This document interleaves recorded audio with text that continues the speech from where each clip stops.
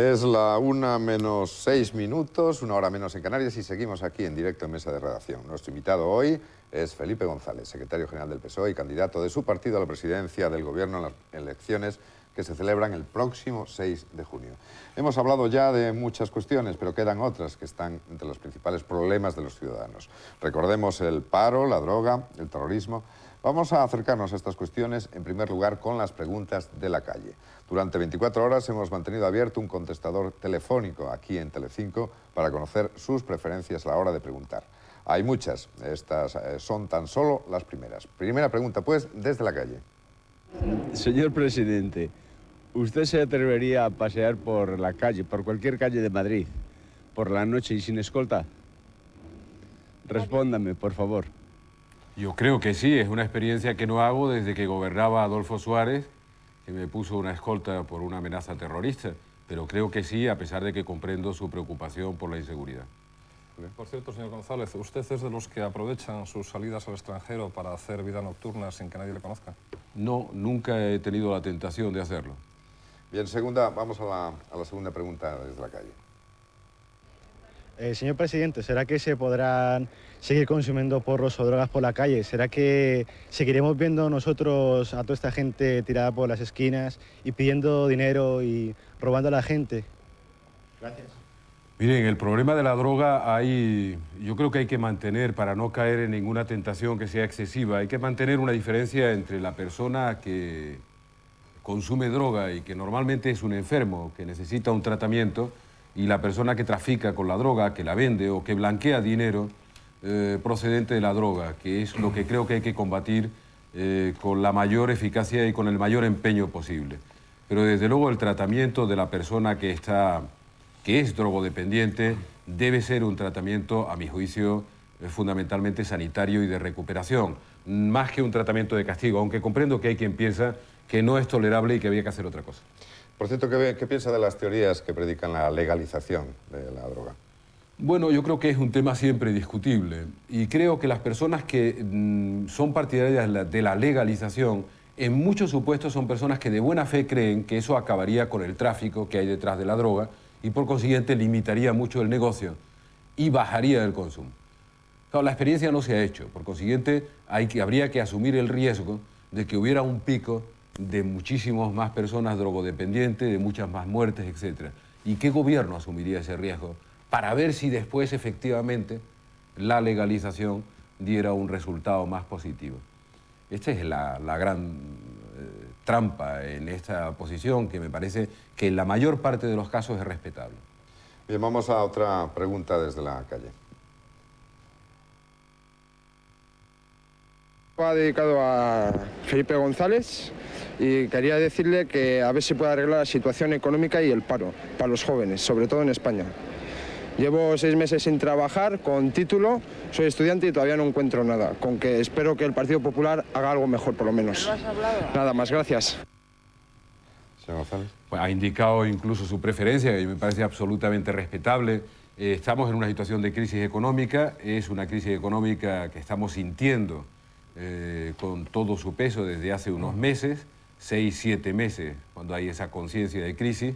Yo creo que va a durar muy poco, por consiguiente esta pregunta espero que no será una pregunta importante, la preocupación ciudadana dentro de unos meses. Imaginemos que en el mes de abril del año que viene hay de nuevo la misma sensación que teníamos en el año 90 o en el año 89, de que la economía iba generando empleo. Por tanto, yo creo que hay que mantener esa esperanza de la superación de la crisis, que es una crisis sin duda española y dentro de un contexto internacional de crisis. Por ejemplo, estamos creciendo lo mismo que Alemania o lo mismo que Francia. Y claro, es difícil que hagamos la reflexión de que haya soluciones específicas y aparte para España. Ya comprendo que eso se dice muchas veces y en su pregunta está implícito esa valoración. Dice, para España, soluciones para España. Y yo le quiero decir que cuando la crisis es de las características que es, soluciones para un país específico no son fáciles, por no decir que no las hay. Hay que intentar estar lo mejor preparados posibles porque va a remontar la crisis en el plano internacional y nosotros creo que vamos a recuperar el ritmo de crecimiento y de creación de empleo que hemos vivido el año 86, 87, 88 hasta el 91. Eso es algo, perdón, eso es algo que se ha repetido muchas veces, lo ha dicho usted, lo ha dicho también el señor Solchaga, que en el segundo semestre de este año va a haber una recuperación, que puede ser en el tercer trimestre, pero realmente, ¿qué datos objetivos barajan ustedes para hacer estas previsiones? Todos los analistas, yo no sé cuál es la objetivación posible desde el punto de vista económico, todos los analistas creen que se ha tocado fondo y que empieza a haber los primeros síntomas de recuperación. Por ejemplo, algunos de los especialistas en la materia, que yo no lo soy, dicen, lo digo una vez más, dicen que la bolsa anticipa el ciclo. Aquí hay algunos signos también, aunque son muy tenues, que empiezan a rebotar en la construcción o en algunos sectores de actividad. Pero estamos en el fondo de la crisis. En este momento, en el momento en que hablamos y que hay que convocar a elecciones, se está destruyendo empleo. A pesar de que hemos hecho un plan de choque para intentar aliviar esa situación, pero en este momento no se está creando empleo neto, se está destruyendo empleo. Y esa es quizás la mayor preocupación que uno puede tener a la hora de asumir una responsabilidad de gobierno, aun siendo consciente que el gobierno lo que hace es generar unas determinadas condiciones, mucho más que dar empleo concreto. Por cierto, el programa de Izquierda Unida incide en un punto que puede que sea interesante, que es el reparto del trabajo. Que todos trabajen un poco menos para que todo el mundo tenga trabajo. ¿Le parece una utopía? No, no me parece una utopía. Yo creo que en un momento determinado del proceso histórico esa reflexión se va a plantear. De hecho, ya se está planteando en debates de mucho tipo. Pero, de todas maneras, yo anticiparía algunas cosas que me parecen que son más rápidas en su ejecución y más fáciles de realizar. Por ejemplo, que se aceptara, y se aceptara bien, el trabajo a tiempo parcial. Todavía hay una gran resistencia, incluso por Izquierda Unida, en aceptar el trabajo a tiempo parcial. Y hay muchas personas que les gustaría tener media jornada de trabajo. Ese tipo de contratación se rechaza. Sin embargo, se habla de distribución del trabajo, de tiempo de trabajo reducido para repartir más trabajo. Segunda aproximación, que me parece importante para retener. Una moderación en el crecimiento de los costes salariales podría ampliar la base laboral del país, podría crear empleo. Acabo de estar en Austria y acaban de firmar un nuevo pacto de esa naturaleza, un pacto social, que incluye muchas más cosas. No solo incluye una evolución de rentas, no solo salariales, sino empresariales. Incluye otros paquetes muy interesantes de análisis de competitividad, etc. Esa sería una segunda medida importante. Una tercera medida, y aplicable en un cierto consenso, en un cierto pacto social, una tercera medida que me parece que es todavía más fácil que las dos anteriores, es suprimir una parte de las horas extraordinarias. No digo todo, sería prácticamente imposible porque en algunos sectores de actividad dan el margen de flexibilidad necesario. Pero suprimir una parte de las horas extraordinarias es intentar repartir el trabajo disponible. Pero eso me parece que son aproximaciones más realistas que seguir disminuyendo la jornada.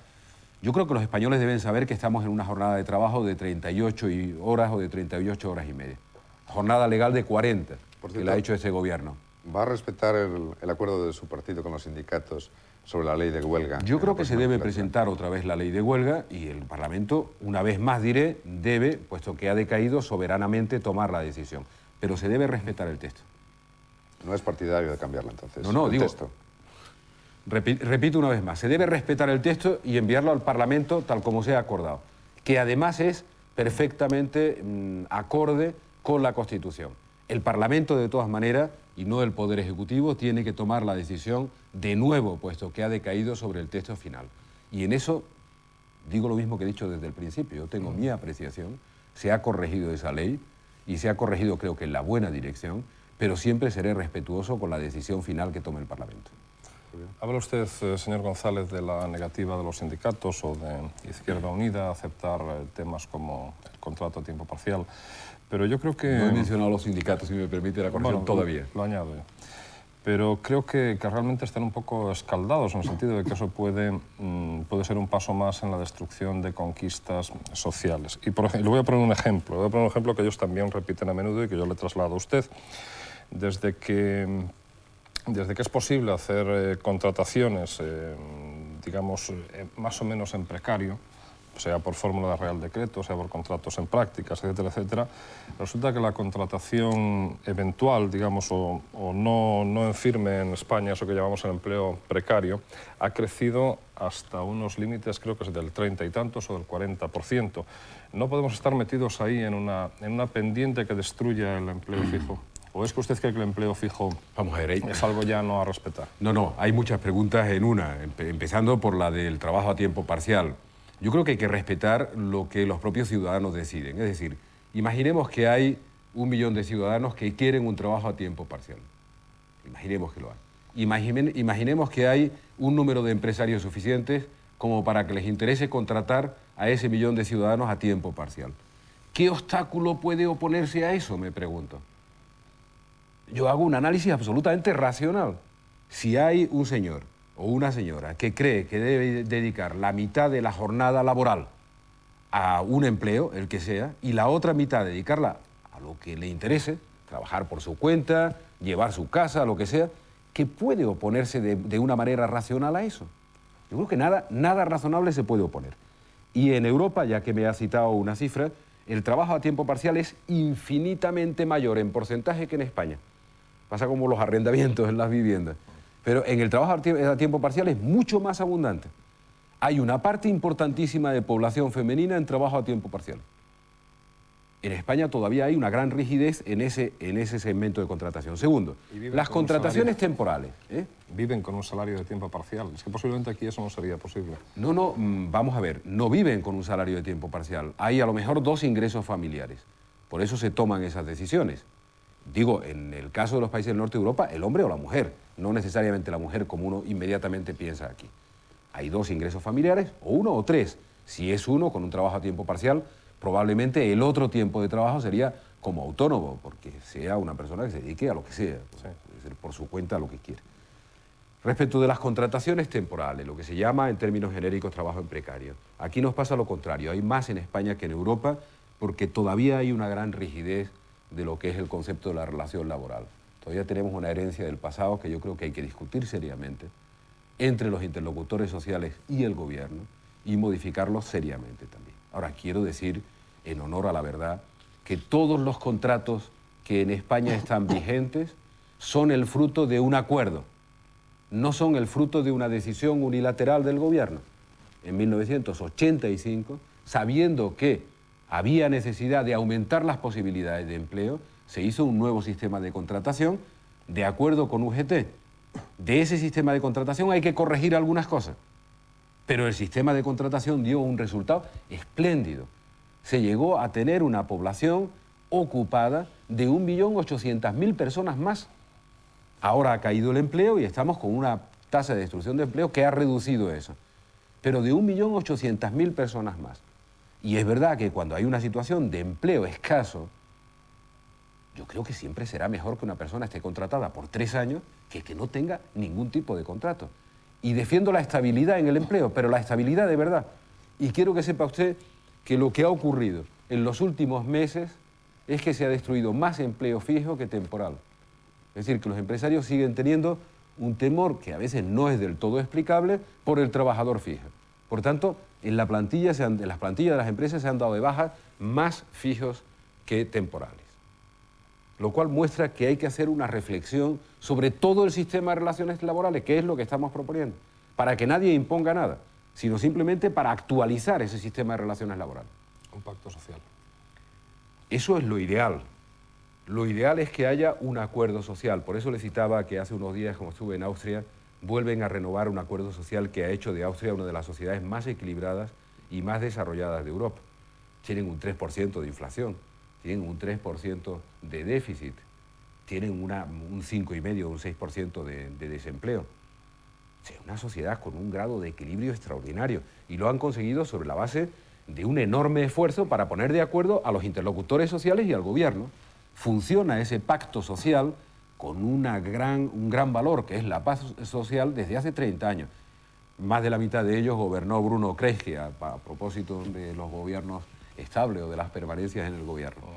Socialdemócrata de pro. Vamos a seguir un momento con las preguntas de los periódicos, o de los directores de los periódicos. Es el director de La Vanguardia, Joan Tapia, quien pregunta.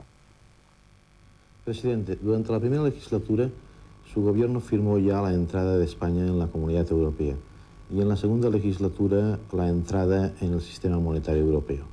Se trata, y ha sido uno de los ejes de su discurso durante estos años de su gobierno, de que España sea un país europeo más, un país europeo normal. La entrada en el sistema monetario exigía una serie de disciplinas económicas, exigía una política monetaria rigurosa, una lucha contra el déficit público seria, una moderación salarial y, según la mayoría de las opiniones, por ejemplo, del Fondo Monetario Internacional y de la OCDE, también una flexibilización del mercado de trabajo. Y cuando llegamos al final de la legislatura, nos encontramos que su gobierno ha mantenido ciertamente una política monetaria ortodoxa, pero en cambio los otros tres temas, en el tema del déficit público, en el tema de la moderación salarial y en el tema de la flexibilización del mercado laboral, parece que no se ha avanzado lo suficiente y que incluso el no avanzar lo suficiente ha hecho que se tuviera que cargar la mano sobre la política monetaria, lo cual ha contribuido a la recesión que hay actual.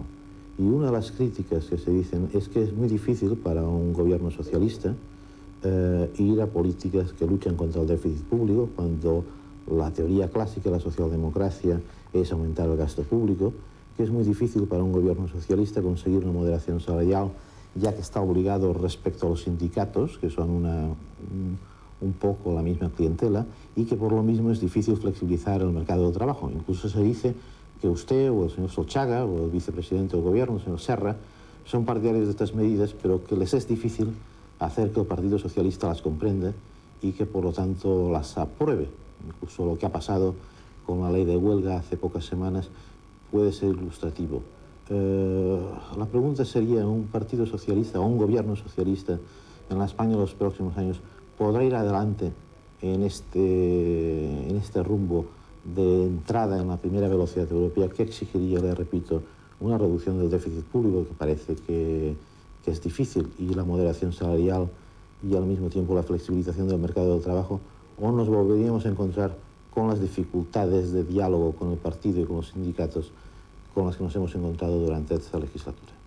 Señor González. Bueno, voy a intentar tomar el hilo del razonamiento, señor Tapia, porque yo creo que ha destacado dos o tres temas importantes desde el punto de vista del proyecto de integración europeo y del desafío del 97 que hemos dicho en alguna ocasión, que algunos piensan que es una ilusión europea y en realidad es una ilusión porque mejore nuestro país.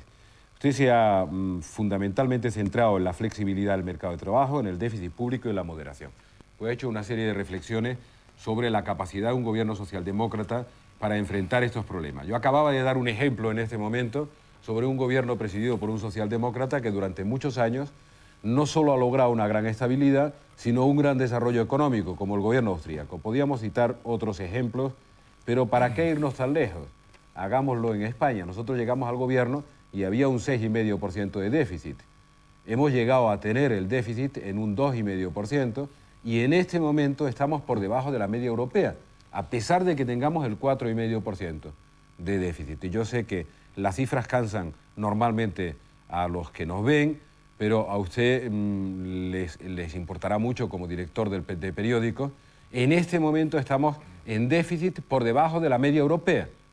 No solo en deuda acumulada, sino en déficit. Por tanto, nos estamos defendiendo bien desde esa posición socialdemócrata. Conozco algunos gobiernos de derecha que en Europa han llevado el déficit, pienso en Gran Bretaña, a unos niveles pues desconocidos hace unos años. Por consiguiente, nosotros estamos haciendo el esfuerzo que me parece imprescindible, y coincido con usted. La moderación en el crecimiento de las rentas. Le diré que no solo en las salariales, le diré también que en las rentas que se distribuyen en tanto que beneficio. Me parece un elemento sustancial de superación de la crisis. No depende del gobierno.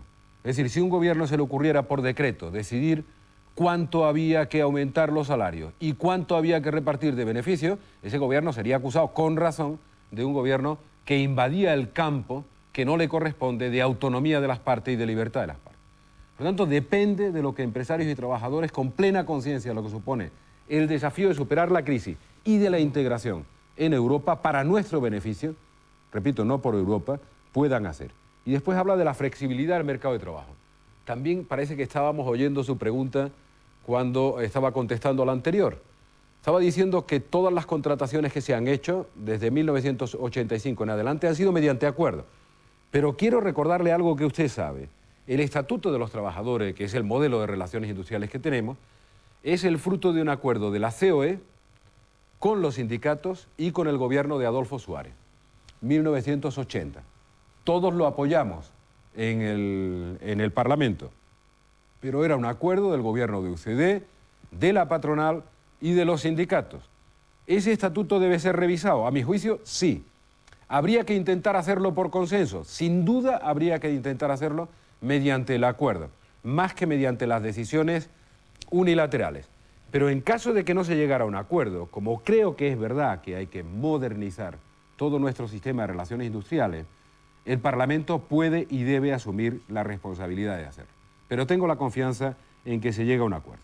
Por consiguiente, este gobierno ha hecho un esfuerzo enorme por contener el déficit. En este momento hay una reacción de incremento del gasto y disminución de ingresos típica de las situaciones de crisis, súper conocida, está ocurriendo en toda Europa, pero no nos estamos alejando de Europa, lo cual no quiere decir que no tengamos dificultades. Tenemos dificultades de recorrido serias y yo creo que ni un proceso electoral inminente me va a hacer decirle a ningún ciudadano que es fácil. Va a ser complicado. Tenemos que hacer mucho más esfuerzo de disciplina y de seriedad. O dicho en otros términos, tenemos que trabajar más y mejor para conseguir ese objetivo. Pero será en nuestro beneficio, no en beneficio de los europeos.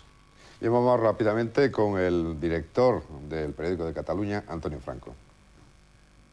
Señor González, el pasado fin de semana hizo usted dos promesas electorales. Por un lado, la promesa de un pacto social en caso de que gane el Partido Socialista con sindicatos y patronal.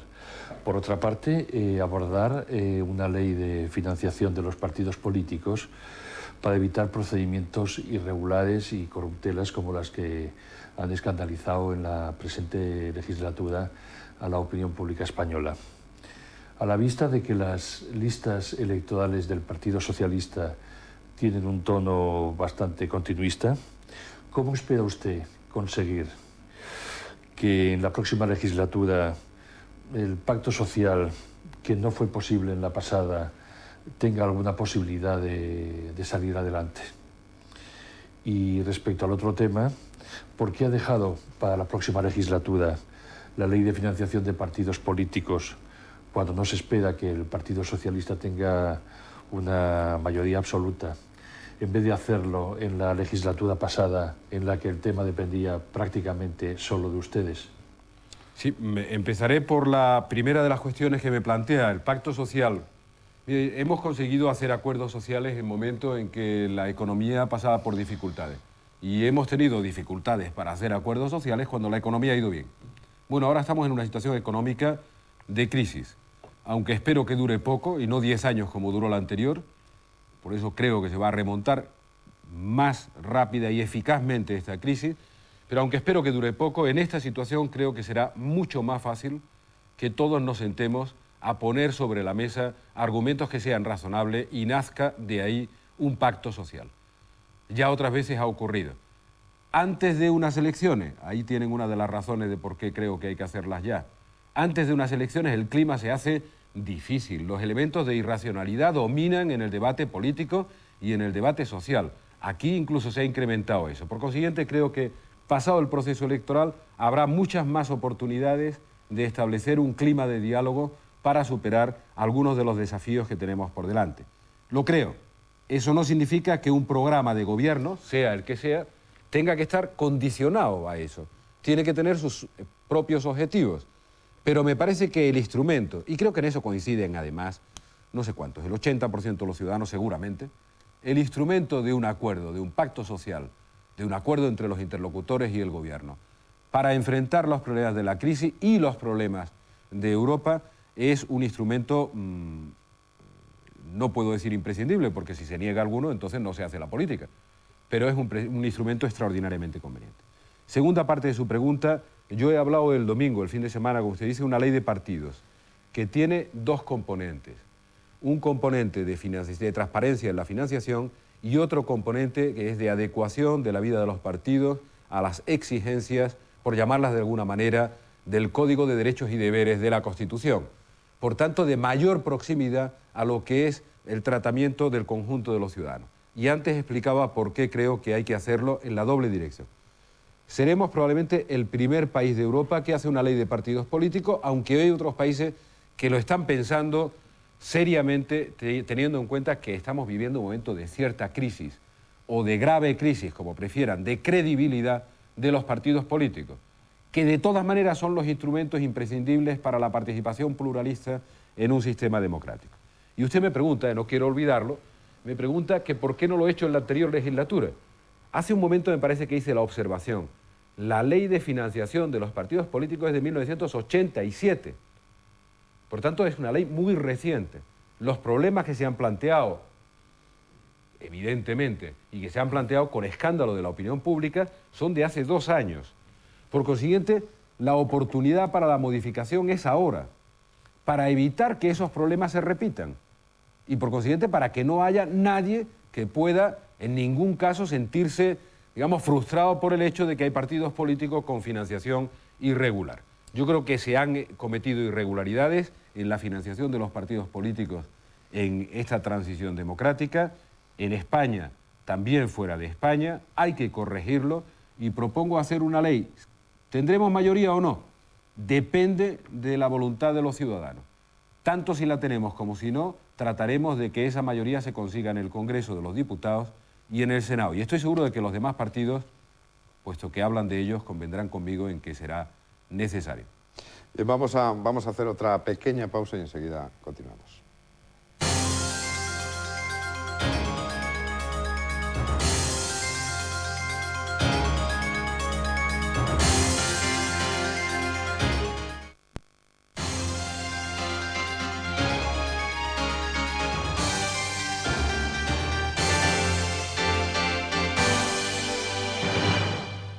Seguimos en directo en Mesa de Redacción cuando es la 1:27, una hora menos en Canarias. Estamos en el primer debate que mantiene Felipe González en una televisión privada. Vamos a entrar en la recta final con las preguntas de la calle. Son una muestra de los cientos de preguntas que han llegado hasta nuestra redacción. Al final entregaremos a Felipe González las cintas con todas sus preguntas. Las preguntas que le han hecho a él serán, con sus críticas y apreciaciones, una buena orientación para un político. Vamos pues con más preguntas. Que Felipe, has ido un poquito blando por aguantar la corrupción. Si lo hubieras cortado lo primero, no estabas ahora en baja forma como estás. Que lo tenías que haber cortado antes. Nada más. Y está bien, el hombre lo dice además con gracia y puede además que tenga una parte de razón. No tengo conciencia de haber cometido ese error. Tengo una enorme dificultad en convertirme en juez. Y por consiguiente siempre trato de que la responsabilidad penal sea dilucidada por los jueces. Cuando se habla de corrupción hay muy pocos casos que no tengan esa responsabilidad penal. Y yo no recuerdo, de los que he vivido como responsable del gobierno, que haya habido ninguno a los que no haya reaccionado. Pero puede que tenga usted razón, la percepción ciudadana puede que sea esa. Sí, porque es curioso que nadie esté en la cárcel por asuntos de este tipo, asuntos urbanísticos ni de tipo parecido. Hay algunas condenas en asuntos urbanísticos. Tenemos un famoso pleito en Burgos con un asunto urbanístico con una condena que me parece que es de 7 u 8 años. Pero también en esto quiero decir que hay muchos casos que han pasado por procedimientos judiciales. Y deberíamos ser conscientes de que los procedimientos judiciales están hechos con un buen número de garantías, lo cual quiere decir que la generalización, que es muy propia de nuestro país, además tenemos que reconocerlo, la generalización de que todos los políticos son corruptos y de que todo esto está corrompido, es muy fácil que prenda. Y es muy difícil que después estemos convencidos de que este país es tan saludable como puede serlo Francia o Alemania. Por consiguiente, que no deberíamos menospreciarnos. ¿Que hay corruptos en España? Seguro. ¿Y que los habrá en el futuro? Seguro. ¿Y que hay que combatir permanentemente? Seguro. Pero no pensemos que nuestro país se corrompe más que Estados Unidos o que Francia o que Gran Bretaña o que Alemania, que no es verdad. Y yo creo que eso debemos defenderlo, ¿no? Por mirarnos a nosotros mismos con una cierta tranquilidad. Miguel Ángel, rápidamente. Me gustaría, ¿por qué las mismas causas producen efectos diversos en el caso de la corrupción? Por ejemplo, Tanaka, corrupto hasta el máximo, reelegido invariablemente en su circunscripción en Japón, por eso me alejo, para que no haya ningún caso aquí. Y algunos políticos japoneses que tuvieron pequeños descuidos, muy menores, condenados por el electorado de manera irremisible. ¿Por qué? ¿Qué factor hay para que en unos casos se penalice al corrupto y en otros se le sostenga? Yo no lo sé. Yo creo que la persona que esté convencida de que hay un político que está corrompido no lo debía votar nunca. Lo digo con toda claridad. Yo creo que los ciudadanos en general, por ejemplo, en nuestro país, esperan que nosotros seamos mucho más rigurosos que lo pueda hacer, digamos, la derecha tradicional, sin que esto signifique ofender a nadie. Que son mucho más exigentes respecto de nosotros. Yo creo que eso nos debería dar satisfacción en lugar de molestarnos. Es decir, que alguien que se corrompa en otro punto del espectro político seguramente será más comprendido y más tolerado que alguien que se corrompa dentro del Partido Socialista, y a mí eso no me parece mal. Me parece bien que los ciudadanos sean más exigentes con nosotros. Julio. Por cierto, que también hay casos de corrupción que después se demuestran ser falsos, y en ese sentido, ¿tiene algo de símbolo el que ustedes presenten como cabeza de lista por Valladolid a Demetrio Madrid después de haber sido procesado? Verá lo que pasa. Lo que hay es, para empezar, una perversión del lenguaje. Aquí corrupción se dice todo. Todo es corrupción. Este hombre no fue nunca acusado de corrupción, en sentido estricto, ¿verdad? Porque los delitos son muy variados. No, nunca lo fue. Fue de haber cometido un delito social respecto de los trabajadores de una empresa que tenía. Bueno, independientemente de eso, es verdad, por ejemplo, el señor Aznar, que era la oposición en Castilla-La Mancha, en Castilla-León, le exigió que dimitiera y tal. No hacía falta, porque el hombre puso su cargo a disposición inmediatamente que conoció la imputación que le hacía la justicia.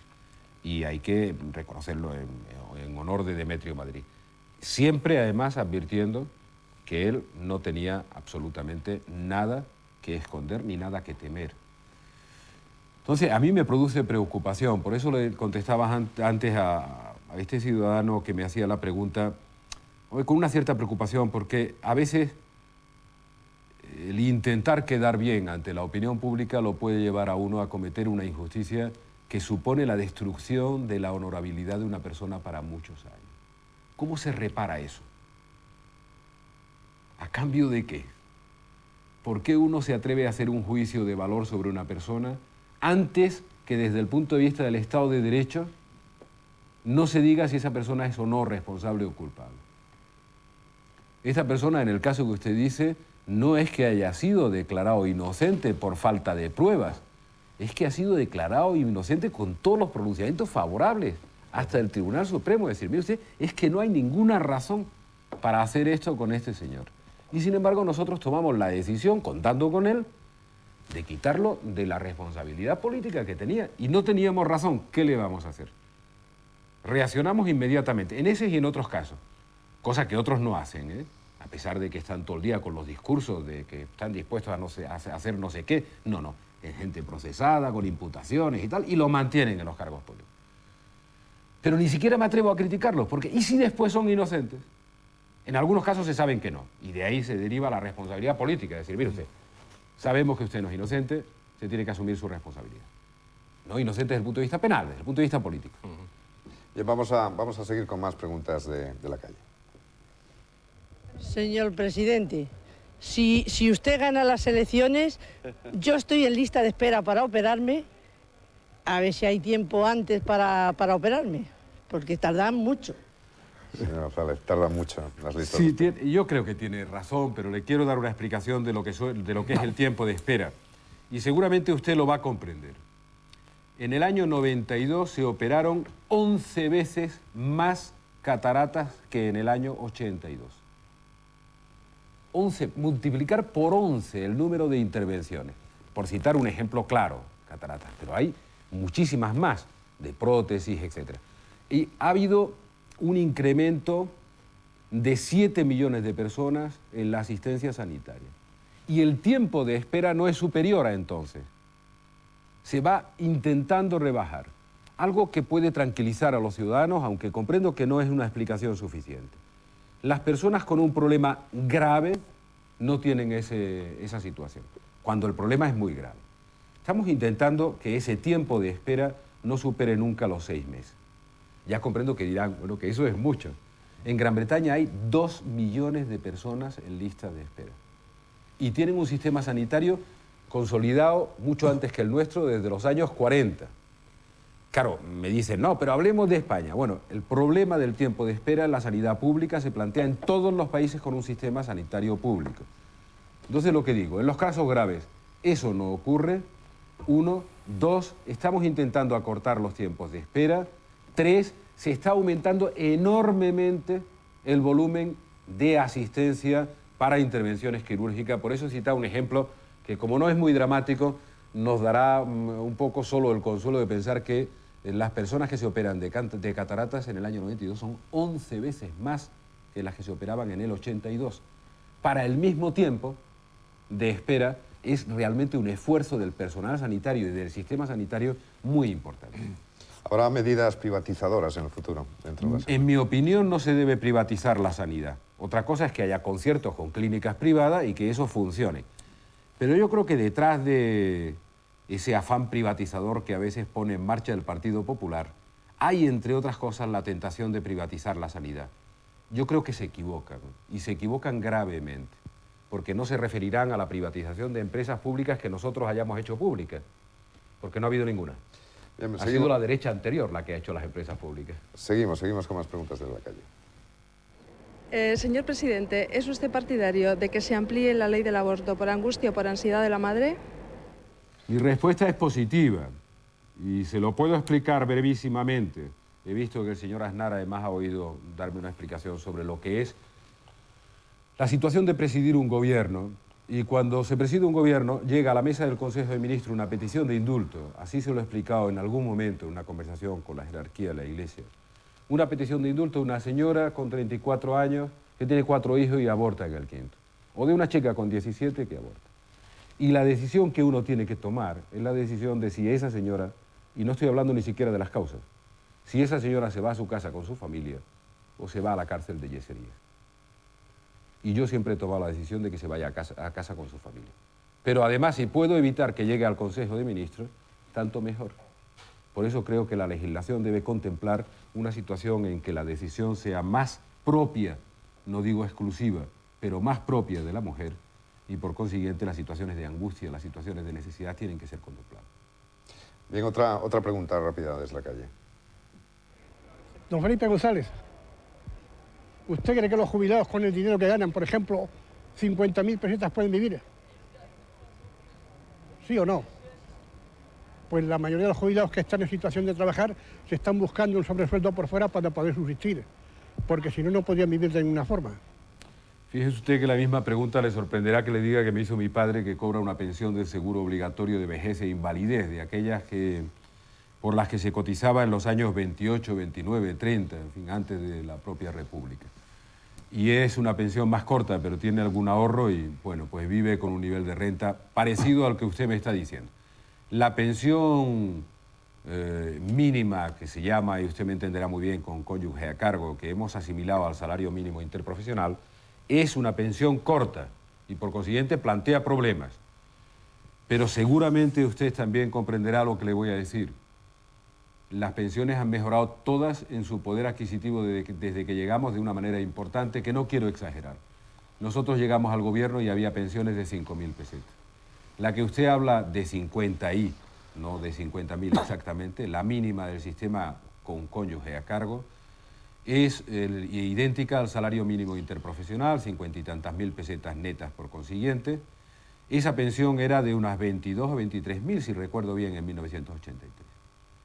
Estamos, por consiguiente, mejorando el sistema. Ahora, le quiero decir a las personas como usted que yo nunca les voy a decir que vamos a pagar más pensiones de las que puede financiar el sistema de la seguridad social y el esfuerzo presupuestario, porque sería tanto como engañar a las personas que están en la tercera edad. Todo el sistema de pensiones ha mejorado. Por ejemplo, usted reconocerá conmigo que las pensiones no contributivas han dejado de ser asistenciales y generan un derecho. De tal manera que hay muy pocas personas en España que no cobren una pensión, cosa que no ha ocurrido nunca históricamente. Bien, vamos con otra pregunta. ¿A usted, señor presidente, le parece justo que para comprarme un piso tenga que estar 15 años con la mitad de mi sueldo pagándolo? O sea, apenas sin trabajo y sin nada. Señor González. Yo creo que el problema de la vivienda es un problema serio y usted lo plantea además con angustia porque todos los españoles tenemos la aspiración, yo la comparto también y lo estoy haciendo, la aspiración de tener una casa, de tener un piso propio. En España no hay prácticamente nadie que aspire a vivir alquilado. En Europa hay muchísima gente que vive en régimen de alquiler y que naturalmente se defienden mejor para eso. Pero en fin, como es una aspiración de los españoles, nadie, ninguno de nosotros es quien para cambiarla. Ya digo yo, es una aspiración mía, de mi familia también, que estoy cumpliendo ahora cuando tengo 51 años, después de muchos años de esfuerzo. Ahora bien, como siempre, ¿qué es lo que hace uno cuando gobierna? Explicar las cosas. ¿Qué es lo que hace cuando está en la oposición? Criticar al...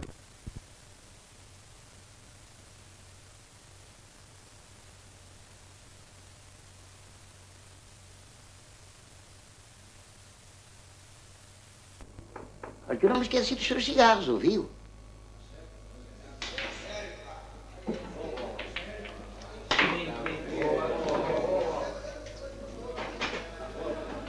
Junta,